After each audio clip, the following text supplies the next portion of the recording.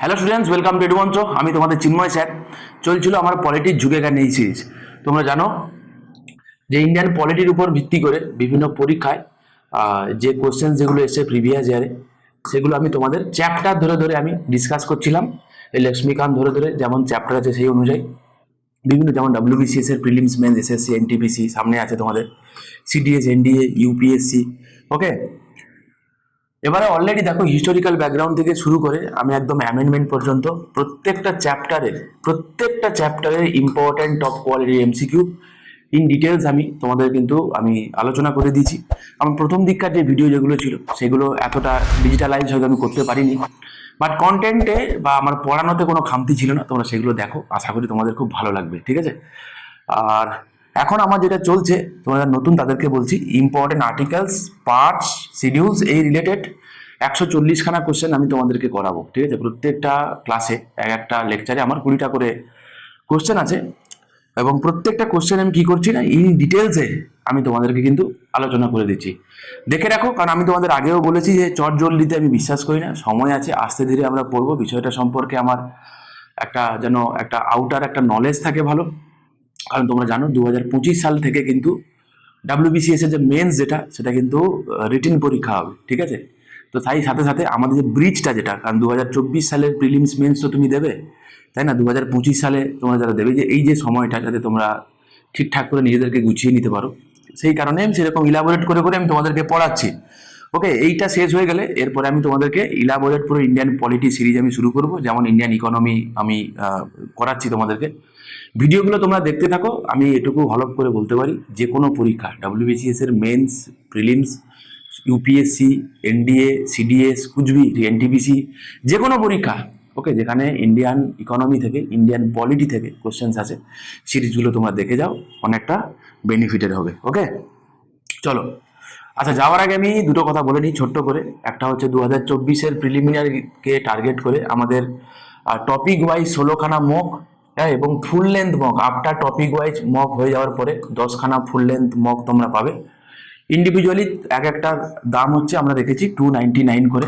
শুধুমাত্র তোমরা 26টা মক তোমরা যদি পুজোর আগে কেউ পারচেস করো, সেটা 499-এ তোমরা পেয়ে যাবে, ঠিক আছে? যথেষ্ট কোয়ালিটি মক, তোমরা যারা আগে নিয়েছো তোমরা জানো। যারা নাওনি তাদেরকে আমি বলবো, তোমরা চাইলে একবার টেস্ট করে, মানে স্যাম্পল টেস্ট করে তোমরা দেখে নিতে পারো, ঠিক আছে? আমি মনে করি আমাদের মকের যা কোয়ালিটি আছে, এগুলো তোমরা যদি ভালো করে বিফোর এক্সাম যদি প্র্যাকটিস করে যেতে পারো, তোমার মোটামুটি একটা বেস তৈরি হয়ে যাবে। নেক্সট হচ্ছে পিএসসি মিসলেনিয়াসে। তোমরা জানো অলরেডি পরীক্ষাটা হয়ে গেছে। তো মিসলেনিয়াসের মেন্সের জন্য আমাদের পুজোর পরে নতুন ব্যাচ শুরু হচ্ছে।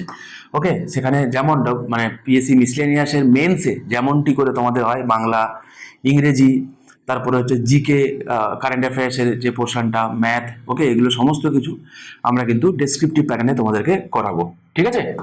তো চলো শুরু করি আজকের সেশন। আগের দিন 40 পর্যন্ত আমরা দেখেছিলাম। নেক্সট চলো 41 থেকে আজকে 60 পর্যন্ত আমরা করব। কি বলেছে? The administrative relation between the centre and the state are outlined in. তো বলছে দেখো, সেন্টার স্টেট রিলেশন আছে, তোমরা জানো, ঠিক আছে? সেন্টার স্টেট রিলেশন পার্ট 11-এ আমরা দেখতে পাবো।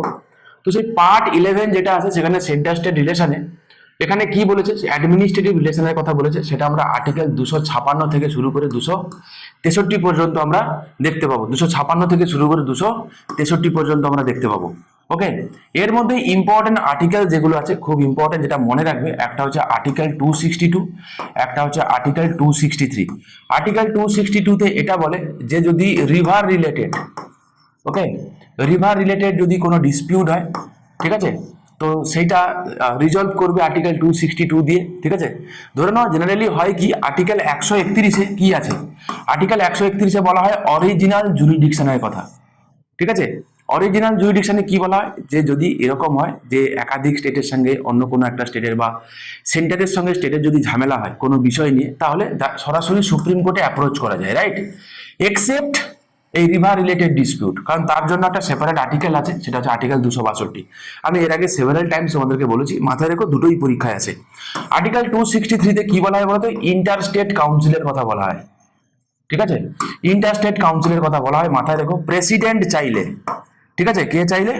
প্রেসিডেন্ট চাইলে, ওকে, প্রেসিডেন্ট চাইলে কি করতে পারে না, ইন্টার স্টেট কাউন্সিল বানাতে পারে, ঠিক আছে, তাই ইন্টারস্টেট কাউন্সিলের কথা আছে কোথায়, আর্টিকেল 263-তে আছে, মনে রেখো। আচ্ছা, আর একটা কথা বলে নি, এই ইন্টারস্টেট কাউন্সিলের চেয়ারম্যান কে হয় বলো তো? ঠিক আছে, ইন্টারস্টেট কাউন্সিলের চেয়ারম্যান হয় বাই ডিফল্ট প্রাইম মিনিস্টার। ঠিক আছে, বাই ডিফল্ট প্রাইম মিনিস্টার হয় কে না, ইন্টারস্টেট কাউন্সিলের চেয়ারম্যান। আর একটা কথা তোমাদেরকে বলে দিই, মাথায় রেখো, যদি ইন্টারস্টেট কাউন্সিলের কোনো স্ট্যান্ডিং কমিটি হয়, ঠিক আছে, কি বললাম, ইন্টারস্টেট কাউন্সিলের যদি কোনো স্ট্যান্ডিং কমিটি হয়, যদি, ঠিক আছে, স্ট্যান্ডিং কমিটি হয়, তার চেয়ারম্যান কি হবে, শুধু মাথায় রেখো, তার চেয়ারম্যান হবে ইউনিয়ন হোম মিনিস্টার। ওকে, মনে থাকবে? ওকে, ইউনিয়ন হোম, এই কথাগুলো মাথায় রেখো, যে কোনো দিন 1 টাকা পাবে। তাই যদি তোমাকে বলে who is the chairman of standing committee of interstate council, তো মাথায় তখন দুম করে প্রাইম মিনিস্টার মেরে এসো না, তোমাকে স্ট্যান্ডিং কমিটি চেয়ারম্যান জানতে চেয়েছে ইন্টারস্টেট কাউন্সিলের, কি হবে তাহলে, ইউনিয়ন হোম মিনিস্টার। মাথায় রেখো। জোনাল কাউন্সিল বলে একটা কথা হয়, গুলিও না, ঠিক আছে, জোনাল কাউন্সিল বলে একটা কথা হয়। জোনাল কাউন্সিল হচ্ছে একটা স্ট্যাটুটারি বডি। কিরকম বডি? এটা একটা স্ট্যাটুটারি বডি। ওকে, এটা একটা স্ট্যাটুটারি বডি, পার্লামেন্ট অ্যাক্ট করে বানিয়েছিল, স্টেট রিঅর্গানাইজেশন অ্যাক্ট অফ 1956 দিয়ে, বা থ্রু আমরা দেখতে পাবো 7th কনস্টিটিউশন অ্যামেন্ডমেন্ট অ্যাক্ট, যেটা 1956-এ হয়েছিল। ঠিক আছে, সেই সালেই হয়েছিল। তো স্টেট রিঅর্গানাইজেশন অ্যাক্ট দিয়ে কি করা হয়েছিল, এই জোনাল কাউন্সিল বানানো হয়েছিল। মাথায় রেখো, জোনাল কাউন্সিলের চেয়ারম্যান কে হয়, জোনাল কাউন্সিলের চেয়ারম্যান কে হয়, এটাও চেয়ারম্যান হয় ইউনিয়ন হোম মিনিস্টার। ঠিক আছে, যেই কথাগুলো বললাম মাথায় রেখো। দেখো, ইন্টারস্টেট কাউন্সিল কিন্তু একটা কনস্টিটিউশনাল বডি, জোনাল কাউন্সিল কিন্তু কনস্টিটিউশনাল বডি নয়। ঠিক আছে, চলো পরবর্তী প্রশ্ন। Which among the following article deals with the rights of citizenships of certain persons of Indian origin residing outside India? তাহলে বলছে কি, এনআরআই দের সিটিজেনশিপের কথা বলেছে। সিম্পল জিনিস, এনআরআই এর কথা বলেছে মানে আর্টিকেল 8। আর্টিকেল 6 কি বলেছে? আর্টিকেল 6 বলেছে কি, যে যারা পাকিস্তান থেকে যারা ইন্ডিয়াতে আসে তাদের সিটিজেনশিপ রিলেটেড কথা। আর্টিকেল 7 দেখতে পাবো কি, রিভার্স মাইগ্রেশন, মানে আগে ইন্ডিয়ায় ছিল, পাকিস্তানে গেছিল, আবার ইন্ডিয়াতে ফিরতে চাইছে, সেই রিলেটেড প্রভিশন দেখতে পাবো আর্টিকেল 7-এ। আর্টিকেল 8-এ আছে এনআরআই দের কথা, এই যে এনআরআই দের কথা বলেছে। আর আর্টিকেল 9-এ কি বলেছে না, সিঙ্গেল সিটিজেনশিপের কথা। ওকে, সিঙ্গেল সিটিজেনশিপের কথা। মাথায় রেখো, সিঙ্গেল সিটিজেনশিপের যে কনসেপ্টটা, হ্যাঁ, এটা আমরা বড় করেছি ফ্রম ইউকে থেকে, মাথায় রেখো। ওকে, আর article 10 continuance of rights of citizenship, একবার যদি কোনো ব্যক্তি সিটিজেনশিপ পেয়ে যায় তাহলে তাকে রিনিউ করাতে হয় না, সেটা অটোমেটিক্যালি সেটা চলতে থাকে। আর আর্টিকেল 11 এটা বলে, আগের দিনে তোমাদের বলি, যে পার্লামেন্ট চাইলে citizenship related after commencement of the constitution, that is 26শে জানুয়ারি 1950 সালের পরে, 26শে জানুয়ারি 1950 সালের পরে সিটিজেনশিপ রিলেটেড যদি কোনো প্রভিশন বানাতে হয়, সেটা বানাবে one and only parliament, not according to constitution. মাথায় রেখো, সংবিধানে কিন্তু কিছু বলা নেই। সংবিধানে যে কথাগুলো বলা আছে সেটা হচ্ছে at the commencement of the constitution, মানে 26শে জানুয়ারি 1950 সালে দাঁড়িয়ে সিটিজেনশিপ রিলেটেড যা যা প্রভিশন সেটা লেখা আছে সংবিধানে। After commencement of the constitution মানে 26শে জানুয়ারি 1950 সালের পরে আমাদের সিটিজেনশিপ রিলেটেড কি হবে না হবে সেটা ডিসাইড করবে কে? ডিসাইড করবে পার্লামেন্ট উইথ সিম্পল মেজরিটি। বোঝা গেল? With simple majority. Okay, majority মাথায় রেখো, with simple majority. Next question, article 280 of the Indian constitution lays down the establishment of the, তো আর্টিকেল 280-তে কি আছে আমি এর আগে তোমাদের বহুবার বলেছি। দেখো, প্ল্যানিং কমিশন করে কনস্টিটিউশনাল বডি নয়, তাহলে আর্টিকেলের কোনো গল্প নেই। ইন্টারস্টেট কাউন্সিল আমি কত নম্বর আর্টিকেলে বললাম? একটু আগেই বললাম আর্টিকেল 263-তে আছে। River water tribunal, river related কথাই বললাম আমি, আর্টিকেল 262-তে আছে। তাহলে কি হবে আনসার? ফাইন্যান্স কমিশন হবে। আমি এর আগে তোমাদের যখন আমি কনস্টিটিউশনাল বডিগুলো করিয়েছিলাম এদের সম্পর্কে আমি প্রচন্ড ডিটেলসে বলেছি। ঠিক আছে, আমি আর বললাম না, ছোটখাটো করে, তাও আমি আরেকবার বলে দিই যে ফাইন্যান্স কমিশনকে অ্যাপয়েন্ট করে কে না? অ্যাপয়েন্ট করে প্রেসিডেন্ট। হ্যাঁ, প্রত্যেক 5 বছর অন্তর এটা অ্যাপয়েন্ট করা হয়। তোমরা আমাকে কেউ কমেন্ট করে জানিও যে 15th ফাইন্যান্স কমিশনের, ঠিক আছে, 15th ফাইন্যান্স কমিশনের চেয়ারম্যান, ওকে, 15th ফাইন্যান্স কমিশনের চেয়ারম্যান কে? আমাকে কমেন্ট করে জানিও। পরবর্তী প্রশ্ন, the article 243 F deals with, তো আর্টিকেল 243 এর এফ কি নিয়ে রিলেটেড? আচ্ছা, এটুকু তো বোঝা যায় যে আর্টিকেল 243 মানে আইদার পঞ্চায়েত হবে, নয় মিউনিসিপ্যালিটি হবে, না হলে কোঅপারেটিভ সোসাইটি হবে। পঞ্চায়েতের আর্টিকেল কত না, আর্টিকেল 243 থেকে আর্টিকেল 243-এর ও পর্যন্ত, ঠিক আছে। তাহলে এর মধ্যেই এফ আসে, তাহলে এটুকু তো নিশ্চিত যে যেটা জানতে চেয়েছে which is related to panchayat, ঠিক আছে, which is related to panchayat. দেখা যাক, প্রথমে বলেছে কি disqualification from being a member of panchayat under any law. দেখা যাক, every panchayat is continued for a period of 5 years। The panchayat can impose taxes. আচ্ছা, সব কটাই দেওয়া আছে, ছেড়ে দাও। আনসার কি হয় বলো তো? আনসার হবে এ, এ ইজ দ্য রাইট আনসার, ঠিক আছে। ডিসকোয়ালিফিকেশনের কথা বলা আছে কি, মাথায় রাখবে এফ মানে হচ্ছে ফেলিয়ার, ফেল, আমি এরকম করে মাথায় রাখি আর কি, ঠিক আছে, ফেল। ওকে, তো মেম্বারশিপ হিসেবে তাকে এ করা হয়েছে, ফেল, এফ ফেল হয়ে গেছে সে, ঠিক আছে, মাথায় রেখো। তাহলে 243 এফ মানে কোয়ালিফিকেশনের কথা, মানে ডিসকোয়ালিফিকেশনের কথা বলা আছে, ঠিক আছে। আর প্রত্যেকটা পঞ্চায়েত স্বাভাবিক 5 বছরই হয়। ইম্পর্টেন্ট আর্টিকেল যেগুলো পঞ্চায়েত থেকে জানতে চাই সেগুলো দেখে রাখো। আর্টিকেল 243 এতে আছে গ্রাম সভা। গ্রাম সভা বলতে বোঝায় তোমরা যারা গ্রামে বসবাস করো বা যারা করো না, দেখে রাখো, ঠিক আছে। এক একটা ছোট ছোট আমরা কি বলি বলতো, না ছোট ছোট থাকে না যে পুরো জিপি কে আমরা ছোট ছোট একটা কনস্টিটিউয়েন্সিতে ভাগ করি কিনা। এবার কি এখানে যে কজন যেটাকে আমরা বুথ বলি থাকি না, এবারে এই জায়গাটাতে ধরে না একটা আছে, এই জায়গাটাতে এখানকার যে কজন অ্যাডাল্ট মেম্বার, ঠিক ওই গ্রামের যে কজন অ্যাডাল্ট মেম্বার যারা ভোট দেয় তাদেরকে নিয়ে তৈরি হয় কি এই গ্রাম সভা তৈরি হয়, ঠিক আছে, মাথায় রেখো। নেক্সট বলেছে কি আর্টিকেল 243 বি কনস্টিটিউশন অফ পঞ্চায়েতের কথা বলেছে। আর্টিকেল 243 ডিটে বলছে রিজার্ভেশন অফ সিট পঞ্চায়েতের রিজার্ভেশনের কথা বলতে গেলে এসসি আছে, এসটি আছে, প্লাস ওমেন রিজার্ভেশনের কথা বলা হয়েছে নট লেস দেন 1/3। টোটাল যা স্ট্রেংথ আছে তার যেন 1/3 এর বেশি যেন সিট রিজার্ভ থাকে ফর উইমেন। তোমরা দেখতে পাবে বেশ কিছু রাজ্য আছে, পশ্চিমবঙ্গ তাদের মধ্যে অন্তর্গত, সেখানে মোর দেন 50% ওমেন রিজার্ভেশন আছে। তাই তোমরা দেখতে পাবে, বোঝা গেল যে নর্মাল তোমাদের পার্লামেন্ট হোক বা লেজিসলেটিভ অ্যাসেম্বলি হোক, উইমেন যে পার্টিসিপেশনটা মানে পলিটিক্যাল পার্টিসিপেশন পঞ্চায়েত লেভেলের কিন্তু বা লোকাল সেলফ গভর্নমেন্টের সব থেকে বেশি আছে।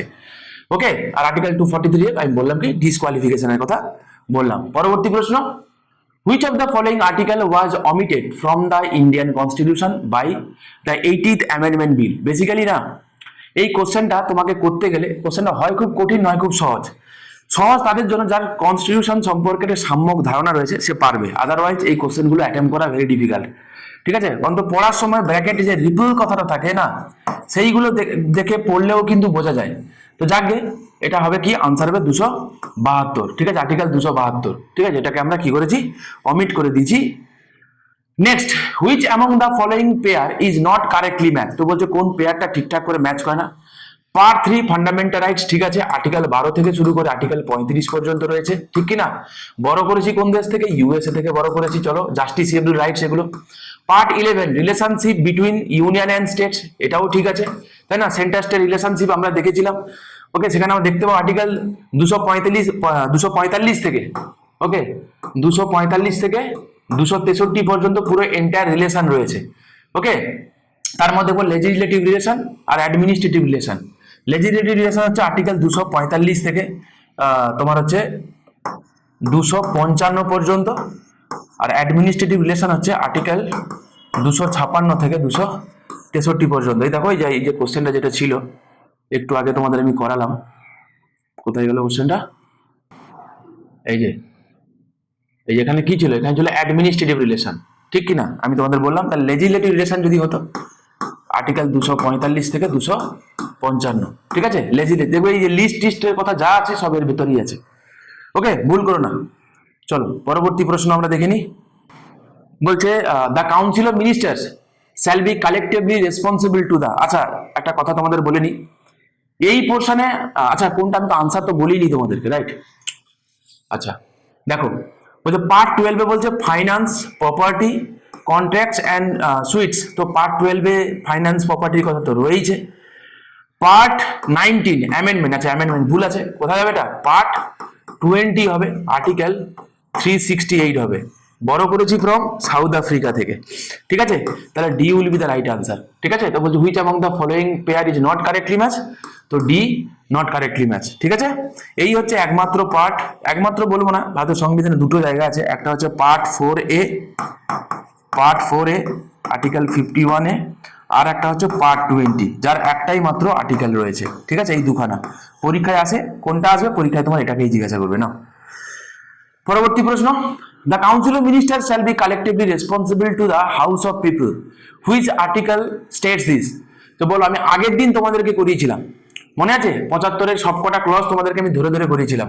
তার মধ্যে 75-এর ক্লজ 3-তে কি বলেছিল, যে council of minister they collectively responsible to Lok Sabha বা হাউস অফ পিপল বা লোয়ার হাউস। ঠিক আছে, তিনটের যে কোনো একটা দিতে পারে। ঠিক আছে, নট পার্লামেন্ট, মাথায় রেখো, নট পার্লামেন্ট, পার্লামেন্ট নয়। Council of minister they not, মানে they are not collectively responsible to parliament, মাথায় রেখো। ঠিক আছে, they are responsible, collectively responsible to Lok Sabha বা হাউস অফ পিপল বা লোয়ার হাউস। আর ইন্ডিভিজুয়াল রেসপন্সিবিলিটি কোথায় আছে? 75-এর ক্লজ 2-তে, ইন্ডিভিজুয়ালি রেসপন্সিবল টু প্রেসিডেন্ট। ঠিক আছে, প্রেসিডেন্ট, মাথায় রেখো।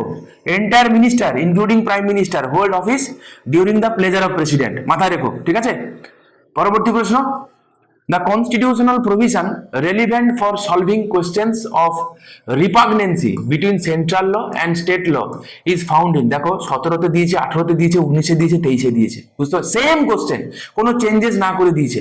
আর আমি তোমাদের যখন ডক্ট্রিন করাচ্ছিলাম সেখানে ডক্ট্রিন অফ রিপাগনেন্সি দেখিয়েছিলাম, যে যদি সেন্টার কোনো একটা ল পাস করে, যদি সেই পার্টিকুলার বিষয়ে স্টেটের ল থাকে, তাহলে কি হবে না, central law will prevail over state law. এটাকে আমরা বলি ডক্ট্রিন অফ রিপাগনেন্সি, আমরা দেখেছিলাম। তো এটা কত নম্বর আর্টিকেল আছে? আর্টিকেল 254-তে আছে। ঠিক আছে, আর্টিকেল 254-তে আছে। ঠিক আছে, চলো পরবর্তী প্রশ্ন দেখি। Provision of Article 73, that is extent of executive power of the union, confers upon the union which of the following phenomenon? ঠিক আছে, তো এখানে মানে আর্টিকেল 73-তে extent of executive power of the union, তো কি কি পাওয়ার রয়েছে জানতে চেয়েছে। ঠিক আছে, মানে এখানে কি আর্টিকেল 73 পুরো এন্টায়ার কথাটা কি পড়লে দেখতে পাবে। আর্টিকেল 73 সেখানে লেখা যায় upon the union the power, jurisdiction and authority to govern the country and in all matters that are not explicitly assigned to the states। তাহলে কি বোঝা গেল? তো বলছে সেই সমস্ত বিষয়ের উপরে পার্লামেন্টের বা ইউনিয়নের পাওয়ার, জুরিডিকশন এবং অথরিটি রয়েছে যেগুলো স্টেটকে দেওয়া হয়নি, তার বাইরের কুচবি। ঠিক আছে, এইটা আর্টিকেল 73। তাহলে কি কি আছে? পাওয়ার, জুরিডিকশন অ্যান্ড অথরিটি। তাহলে কি হবে? পাওয়ার, জুরিডিকশন অ্যান্ড অথরিটি হবে। ঠিক আছে, পাওয়ার, জুরিডিকশন অ্যান্ড অথরিটি হবে। আচ্ছা, ঠিক আছে, চলো, A will be the right answer. পরবর্তী প্রশ্ন দেখি, which of the following articles of the Indian constitution deals with the uniform civil code for the citizen. খুব পাতি কোশ্চেন, আগের দিনও আমরা দেখেছিলাম যে ইউনিফর্ম সিভিল কোড কত নম্বর আর্টিকেল রয়েছে? আর্টিকেল 44-এ রয়েছে। দেখেছো তো, যে আমরা আগেগুলো যেহেতু আমরা ইলাবোরেটলি পড়েছি, এখন সবকটা কোশ্চেন দেখবে পরপর কমন পেয়ে যাবে। আমি WBCS এর মেন্স এর কোশ্চেন করাচ্ছি, দেখেছো কত সহজ সহজ কোশ্চেন এসেছিল। ঠিক আছে, এগুলো ভালো করে তোমরা দেখে যাও, এখান থেকে মোটামুটি পুরো এন্টায়ার সিরিজ করে গেলে আমি এটুকু তোমাকে বলতে পারি 80% কোশ্চেনে তোমার যেগুলো আসবে তুমি আরামসে সলভ করে আসতে পারবে। ঠিক আছে, আর যা কনসেপ্ট আছে, কপাল যদি ভালো থাকে, মোর দেন 90% তোমার হয়ে যেতে পারে।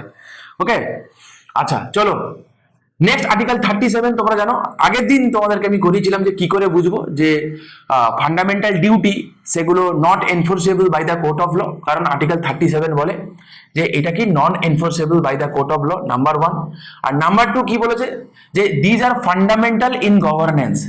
তোমাকে যদি পরীক্ষায় বলে which of the following provision of the Indian constitution is a fundamental in the governance of the country, সেটা আনসার কি হবে বলো তো? সেটা হবে কি এই ফান্ডামেন্টাল ডিউটি। স্পেসিফিক্যালি সেটা কোথায় লেখা আছে? আর্টিকেল 37-এ আছে। ঠিক আছে, এবং এই কথাটাও বলা আছে it is the duty of the state. কার ডিউটি তোমাকে দেবে? এটা কার ডিউটি বলে, it is the duty of the dash to apply this principles in making laws. দিয়ে কি বললাম? It is the duty of the dash, দিয়ে কি বলো? Fill in the blanks. Option A duty of the parliament, okay, duty of the state legislature, duty of the president, okay, আর option D তে দিল duty of the state. Answer কি হবে? মাথায় duty of the state, state. ঠিক আছে, ভুল করো না। নেক্সট কি বলেছে? আর্টিকেল 45-এ তোমরা জানো provision for free and compulsory education for children up to the age of 6 years. ঠিক আছে, এটা আমরা করেছিলাম কবে? 86 কনস্টিটিউশন অ্যামেন্ডমেন্ট অ্যাক্ট করে। আচ্ছা, 50-51। Next, taxes not to be imposed save by authority of law appears in. তো বলছে যে নতুন কোনো tax except authority of law, tax না তো চাপানো যাবে না কালেক্ট করা যাবে, ঠিক আছে। তো এটা আমরা কত নম্বর আর্টিকেল আছে, এটা খুব পপুলার একটা আর্টিকেল, এটা আছে আর্টিকেল 265-এ, এটা আর্টিকেল 265-এ রয়েছে। রিমেনিং যে কটা আর্টিকেল খুব ইম্পর্টেন্ট তোমরা জানো, আর্টিকেল 246 প্রচুরবার আমি তোমাদের ইউটিউবেই করিয়েছি, যে এখানে যে subject matter of law made by parliament and by state legislature, ঠিক আছে। এখানে লিস্টের কথা রয়েছে, এই যে আমরা 7 শিডিউলের কথা বলি না, 7 শিডিউল আমি আগের দিন তোমাদেরকে পড়িয়েছিলাম, আগের দিনই করিয়েছি, তো 7 শিডিউলে কিন্তু রিলেটেড টু আর্টিকেল 246, 265 তোমাদের আমি অলরেডি বললাম।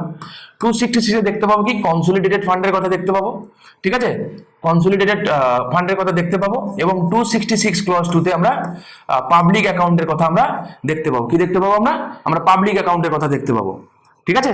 পরবর্তী প্রশ্ন, article 14 of the constitution of India is confined two, তো আর্টিকেল 14 কাদের জন্য অ্যাপ্লিকেবল, তোমাদের বলেছিলাম মনে পড়ে যে বেশ কিছু কিছু ফান্ডামেন্টাল রাইটস আছে যেগুলো যারা ভারতের নাগরিক শুধুমাত্র তাদের জন্য অ্যাপ্লিকেবল, ঠিক আছে। আবার কিছু কিছু আর রিমেনিং ফান্ডামেন্টাল রাইটস গুলো সবাই এনজয় করে, তাই তাদের আগে দেখতে পাবো পার্সন কথাটা লেখা থাকে, ঠিক আছে, পার্সন। আর যেগুলো শুধুমাত্র ভারতের নাগরিকরা এনজয় করে সেখানে সিটিজেন কথাটা লেখা থাকে। আর এইরকম ফান্ডামেন্টাল রাইট গুলো কি কি তোমরা জানো সেগুলো কি কি, একটা হচ্ছে 15, একটা হচ্ছে 16, একটা হচ্ছে 19, একটা হচ্ছে 29, একটা হচ্ছে 30, আর একটা বলতেই পারো 18 ক্লজ 2। কি কি বললাম, আর্টিকেল 15, 16, 19, 29, 30, তুমি এইটা মনে রাখো, এটা দিয়ে কাজ চলে যাবে। এবার তুমি আমাকে বলো তাহলে আর্টিকেল 14 কি এর মধ্যে আছে, নেই তো, তাহলে আর্টিকেল 14 কে পায়, এনি পারসন, ঠিক আছে। তাহলে সিটিজেন অফ ইন্ডিয়া হবে না, আমাদের কি হবে তাহলে এনি পারসন। খুঁটিয়ে পড়বে, খুঁটিয়ে পরীক্ষায় কোশ্চেনও দেয়, ঠিক আছে। একটু ভালো করে চোখ কান খোলা রেখে পড়াশোনা করো, আরামসে পারবে, চাপ নেই কোনো।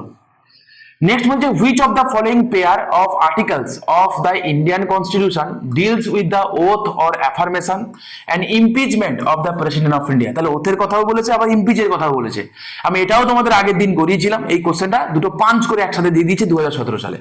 তাহলে কি হবে, আর্টিকেল 60 হবে আর এবং আর্টিকেল 61 হবে, তোমরা জানো, ঠিক আছে, আর্টিকেল 60 এবং আর্টিকেল 61। পরবর্তী প্রশ্ন, the first constitution amendment to the constitution of India inserted, the first amendment to the constitution of India inserted, তো ফার্স্ট কনস্টিটিউশন অ্যামেন্ডমেন্ট করে আমরা নিচের কোনগুলো যোগ করেছি বলো, আর্টিকেল 31A, 31B এবং 9 শিডিউল, ঠিক কি না, আর্টিকেল 31A, 31B, 9 শিডিউল।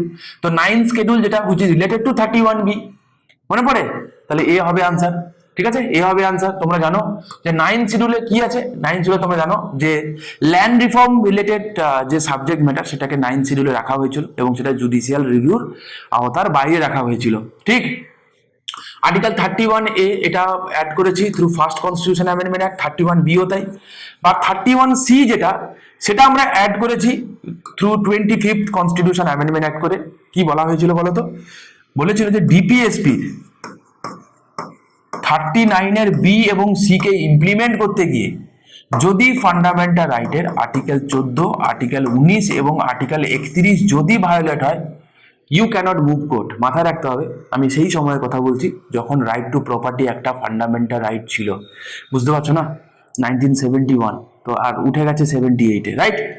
আর আর্টিকেল 31D যেটা, সেটা আজ আর নেই, সেটাকে রিপিল করে দিচ্ছি through 44th constitution amendment act. দেখো এটা দিয়েছিল 2017 সালে, আর এই কনসেপ্ট থেকেই 2022 সালের মেন্সের কোশ্চেন ছিল যে 31ABCDর মধ্যে কোনটা রিপিল হয়ে গেছে, বোঝা গেল। তো খুঁটিয়ে পড়লে কি হয় বলো তো, পারবে, হয় ওটা আসবে না আশেপাশে কিছু একটা আসবে তো রে বটে। নেক্সট বলছে which of the following articles of the Indian Constitution deals with the power of governor to promulgate ordinance during recess of legislature। আমি যে কতবার বলেছি, ঠিক, এগুলো তো তোমাদের বাঁয়ে হাত কাখেল। আর্টিকেল কি হবে, আর্টিকেল 213 হবে, তাই না। আমি বলে, আচ্ছা অর্ডিন্যান্স কাকে বলে, অর্ডিন্যান্স আর এমার্জেন্সির মধ্যে ডিফারেন্স আছে, দুটোই কিন্তু মানে কি বলবো আনফরসিন, মানে হঠাৎ করে যদি এমন কোনো ঘটনা ঘটে যায়, এমার্জেন্সি হয়ে গেল, তখনই জারি করা হয়। কিন্তু একটা কথা মাথায় রাখবে, যখন পার্লামেন্ট বা পার্লামেন্টের গুলিমান, যখন legislature not in session, legislature যখন নট ইন সেশন বা either house of the legislature not in session, ঠিক আছে, সেই সময় আমরা দেখতে পাবো কি অর্ডিন্যান্স জারি করে। কে জারি করে, না যদি ইউনিয়ন হয় জারি করে প্রেসিডেন্ট। ওকে, আর্টিকেল কত 123। যদি স্টেট হয় জারি করবে কে, গভর্নর, আর্টিকেল 213। ঠিক আছে, 213। একটা অর্ডিন্যান্স কতদিনের মধ্যে পার্লামেন্টারি অ্যাপ্রুভাল করতে লাগে, না অ্যাপ্রুভাল টাইম হচ্ছে 6 সপ্তাহ। মাথায় রেখো, যবে থেকে অর্ডিন্যান্স জারি করা হয় সেদিন থেকে 6 সপ্তাহের মধ্যে পার্লামেন্টারি অ্যাপ্রুভাল লাগে। আর একটা কথা বলে রাখি, শুনে রাখো, উইথ অ্যাপ্রুভাল, ঠিক আছে, উইথ অ্যাপ্রুভাল একটা অর্ডিন্যান্স কতদিন জারি থাকতে পারে, না উইথ অ্যাপ্রুভাল একটা অর্ডিন্যান্স 6 মাস জারি থাকতে পারে। ঠিক আছে, উইথাউট অ্যাপ্রুভাল একটা অর্ডিন্যান্স কতদিন জারি থাকতে পারে, উইথাউট অ্যাপ্রুভাল, মন দিয়ে শুনবে, এর আনসার হচ্ছে 6 মাস 6 সপ্তাহ। ঠিক আছে, 6 মাস 6 সপ্তাহ। কারুর মাথা ঘুরে যাচ্ছে, স্যার কি হলো বিষয়টা বুঝতে পারলাম না। উইথ অ্যাপ্রুভাল 6 মাস, আবার উইথাউট অ্যাপ্রুভাল 6 মাস 6 সপ্তাহ, এ আবার কোন লজিক? স্যার ভুল পড়াচ্ছে আমাদেরকে, নিশ্চয়ই স্যার ভুল পড়াচ্ছে। ঠিক আছে, আচ্ছা চলো একটা গল্প বলি, শোনো, পিকচার ক্লিয়ার হয়ে যাবে। কথাটা হচ্ছে এটা কনসেপ্ট হয় কি বলতো, পার্লামেন্টে যে দুটো হাউস আছে না, পার্লামেন্টের যে হাউস আছে, পার্লামেন্টের তাতে তো সেশন হয়, দুটো সেশনের মধ্যে ম্যাক্সিমাম গ্যাপ থাকতে পারে 6 মাস। তোমরা জানো কি বললাম, দুটো সেশনের মধ্যে ম্যাক্সিমাম গ্যাপ থাকতে পারে 6 মাস। বোঝা গেল? ধরে নাও আজকের দিনে দাঁড়িয়ে অর্ডিন্যান্সটা জারি হয়ে গেল, আমি কি বলেছি, পার্লামেন্টারি অ্যাপ্রুভাল টাইম কি 6 সপ্তাহ, 6 উইক। ঠিক তো? তাহলে পার্লামেন্ট আগে বসবে সেশনে, তবে না অ্যাপ্রুভাল হবে, আদারওয়াইজ কি করে হবে? ধরে নাও সামনে 6 মাস পার্লামেন্ট কোনো সেশনে বসলো না, তাহলে উইথাউট অ্যাপ্রুভাল 6 মাস যাই থাকলো, প্লাস আমার এবার পার্লামেন্ট যখন সেশনে এলো তারপরেও তো আমার কাছে 6 সপ্তাহ টাইম আছে অ্যাপ্রুভালের জন্য। ধরুন একদম লাস্ট দিনে গিয়ে ফাইনালি অ্যাপ্রুভ হলো, তাহলে উইথাউট অ্যাপ্রুভাল অর্ডিন্যান্স কতদিন যাই থাকলো, 6 মাস 6 সপ্তাহ। উইথ অ্যাপ্রুভাল হয়ে যাওয়ার পরে শুধুমাত্র 6 মাস যাই থাকতে পারে। মাথায় রেখো, শুধুমাত্র 6 মাস যাই থাকতে পারে। ঠিক আছে, এই কথাগুলো যেন মনে থাকে। তাই পরীক্ষায় তোমায় জিজ্ঞাসা করবে যে একটা অর্ডিন্যান্স ঠিক আছে ম্যাক্সিমাম কতদিন যাই থাকতে পারে, একটা অর্ডিন্যান্স ম্যাক্সিমাম কতদিন যাই থাকতে পারে, আনসার কি হবে, 6 মাস 6 সপ্তাহ। বোঝা গেল কি বললাম? তাহলে এখান থেকে 3খানা পরীক্ষায় কোশ্চেন হয়, 3খানাই ইম্পর্টেন্ট, কি দেবে বলা খুব মুশকিল। 3টে কথা তুমি শুনে রাখো, তোমার গুলিয়ে যেতে পারে। নাম্বার 1, উইথ অ্যাপ্রুভাল একটা অর্ডিন্যান্স কতদিন যাই থাকতে পারে, তুমি বলো সিম্পল প্রশ্ন, 6 মাস যাই থাকতে পারে, অ্যাপ্রুভাল হয়ে গেছে বাস। উইদাউট অ্যাপ্রুভাল কতদিন যাই থাকতে পারে ম্যাক্সিমাম, তুমি বলো 6 মাস 6 সপ্তাহ। কেন 6 মাস, কেন 6 সপ্তাহ আমি বলে দিয়েছি। তারপরে যদি একটা অর্ডিন্যান্স ম্যাক্সিমাম কতদিন যাই থাকতে পারে, তারও উত্তর কি, না 6 মাস 6 সপ্তাহ। ঠিক আছে, তাহলে উইদাউট অ্যাপ্রুভাল 6 মাস 6 সপ্তাহ, ম্যাক্সিমাম 6 মাস 6 সপ্তাহ, উইথ অ্যাপ্রুভাল 6 মাস। ঠিক আছে, আর কতদিনের মধ্যে অ্যাপ্রুভ করাতে হবে, শুধু 6 সপ্তাহ। বাস এই তো হয়ে গেল, 6 6, চারিদিকে শুধু 6 আর 6। ওকে, চলো পরবর্তী প্রশ্ন দেখি। Under article 16 the words any employment or office applies, তো এনি এমপ্লয়মেন্ট বলতে কোন এমপ্লয়মেন্টের কথা বলা হয়েছে বলো? দেখো এখানে শুধুমাত্র পাবলিক এমপ্লয়মেন্টের কথা বলা হয়েছে, শুধুমাত্র পাবলিক এমপ্লয়মেন্টের কথা বলা হয়েছে। তাই এখানে প্রাইভেটের কথা তো নেই, অনলি টু পাবলিক এমপ্লয়মেন্টস। ঠিক আছে, so B will be the right answer. Next question, দেখো একটা কথা বলে দিই, আর্টিকেল 15 আর 16-র মধ্যে তেমন কোনো ডিফারেন্স নেই, দুটো ওয়ার্ড ছাড়া। আর্টিকেল 15-তে কি বলে, the state shall not discriminate any citizens only on the basis of religion, race, caste, sex, place of birth। এই কথাটাই তো বলে আর্টিকেল 15 ক্লজ 1, বলে কিনা? এই কথাটাই তো বলে। কি কি বললাম আমি? Religion, race, caste, sex, place of birth. হলো একটা, দুটো, তিনটে, চারটে, পাঁচটা, হয়ে গেল। এবারে আর্টিকেল 16-এর ক্লজ 1-এ কি বলে, যে পাবলিক এমপ্লয়মেন্টের ক্ষেত্রে স্টেটও কি করবে না, কাউকে ডিসক্রিমিনেট করবে না on the basis of same কথা, religion, race, caste, sex, place of birth, আর কি ডিসেন্ট প্লাস রেসিডেন্ট। এই যে রেসিডেন্ট কথাটা মাথায় রেখো, ডিসেন্ট অ্যান্ড রেসিডেন্ট, এই দুটো কথা যেই না অ্যাড হয়ে যাবে, সেই কথাটা তখন হয়ে যাবে কি, আর্টিকেল 16। এই দুটো বাদ দিলে আর্টিকেল 15। বোঝা গেল? এই কারণেই আমরা রাইট টু ইকুয়ালিটি আমরা যে বলি আর্টিকেল 14 থেকে আর্টিকেল 18, এই কারণেই বলি, আর কিছু না। ঠিক আছে, আর্টিকেল 17 দেখো অ্যাবলিশন অফ আনটাচেবিলিটির কথা বলেছে, আর্টিকেল 18 দেখো অ্যাবলিশন অফ টাইটেল রয়েছে, ঠিক কি না? এই কারণেই বলি, বোঝা গেল? কনসেপ্ট আছে বাবা, এমনি এমনি না।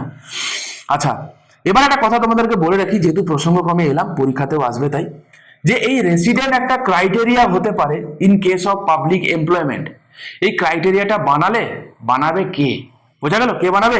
One and only parliament of India. বোঝা গেল? One and only parliament, one and only parliament. যে রেসিডেন্ট একটা গ্রাউন্ড হতে পারে in case of public employment, এটা বানাতে পারে কে? One and only, it is a parliament of India. ঠিক আছে, next, choose the article in the constitution of India that এনভিসেক্স free and compulsory education for children up to the age of 14 years. তাহলে দেখো, up to the age of 14 years এটা কোথায় দেখতে পাবো? এটা fundamental রাইটে দেখতে পাবো, সিম্পল জিনিস। যদি অভিভাবকদের দায়িত্ব বলতো, এটা ফান্ডামেন্টাল ডিউটিতে পেতাম, 14 বছর যেহেতু বলেছে। তাহলে ফান্ডামেন্টাল রাইট মানে আর্টিকেল 21 এ, ফান্ডামেন্টাল ডিউটি মানে আর্টিকেল 51 এর কে? এই তো সিম্পল জিনিস, ঠিক কি না? তাহলে আনসার কি হবে বলো? আর্টিকেল 21 এ। দুটো ঘটনাই ঘটানো হয়েছিল কবে? Through 86 constitution amendment act of 2002 সালে। হ্যাঁ, সো সিম্পল, কোনো চাপ নেই। আর আমরা দেখতে পাবো আর্টিকেল 45 এ কি আছে, আবারও বলে দিই, সেখানে দেখতে পাবো up to the age of 6 years আছে, up to the age of 6 years আছে। পরবর্তী প্রশ্ন, article 21A of the Constitution provides for free and compulsory education for all children in age group 6 to 14 years. তো এটা কি? এটা কি রকম টাইপের রাইট? এটা একটা ফান্ডামেন্টাল রাইট। সো সিম্পল, এটা একটা ফান্ডামেন্টাল রাইট। একই কথা আমি বলে দিয়েছি তোমাদেরকে অলরেডি। নেক্সট প্রশ্ন, which article deals with right two elementary education? Answer কি হয় বলো? আনসার কি হয় বলো? আর্টিকেল 21A হবে। সেম কোশ্চেন, দেখেছো? সেম টাইপের কোশ্চেন প্রত্যেক বছর রিপিট হয়েছে প্রায়। In Article 45, the state shall endeavor to provide early childhood care and education to children below the age group of, কি হবে? আমি এক্ষুনি তো বললাম, কি হবে আনসার? 6 হবে আনসার। ঠিক আছে, তো এই ছিল মোটামুটি আজকের গুরুত্বপূর্ণ 20 এমসিকিউ। ঠিক আছে, যেগুলো ইম্পর্টেন্ট আর্টিকেল পার্ট শিডিউল থেকে এসেছে। এটা আমরা চলতে থাকবে, ঠিক আছে? 140 খানা তোমাদের আমি করাবো, ইম্পর্টেন্ট যা যা এখান থেকে আছে, ঠিক আছে? এখান থেকেই সব তোমার হয়ে যাবে, চিন্তা করার কোনো কারণ নেই। ভিডিওটা যদি তোমার ভালো লেগে থাকে, তোমরা চাইলে চ্যানেলটাকে সাবস্ক্রাইব করতে পারো, লাইক করতে পারো, বন্ধুদের মধ্যে শেয়ার করো। তোমরা অবশ্যই কমেন্ট করে জানাও, এত মেহনত করছি তোমাদের জন্য, যদি তোমাদের ভালো লেগে থাকে তাহলে কমেন্ট করো, ঠিক আছে? কমেন্ট করো, তাহলে ভালো লাগে, এই তোমাদের কমেন্টগুলো পড়তেও ভালো লাগে। যদি খারাপ লাগে সেটাও জানাও, সেটাও আমাদের জানা উচিত। ওকে, তো চলো তোমরা দেখতে থাকো এই সিরিজগুলো, রেগুলার ভিত্তিতে দেখতে থাকো, পড়তে থাকো। অল্প অল্প করে সেশন রাখছি, যাতে তোমরা রেগুলার ভিত্তিতে এগুলো স্টাডি করতে পারো। ফাইনালি পরীক্ষার খাতায় গিয়ে তুমি যেন এটাকে নামিয়ে আসতে পারো। ওকে, চলো ভালো থেকো, দেখা হচ্ছে নেক্সট ভিডিওতে।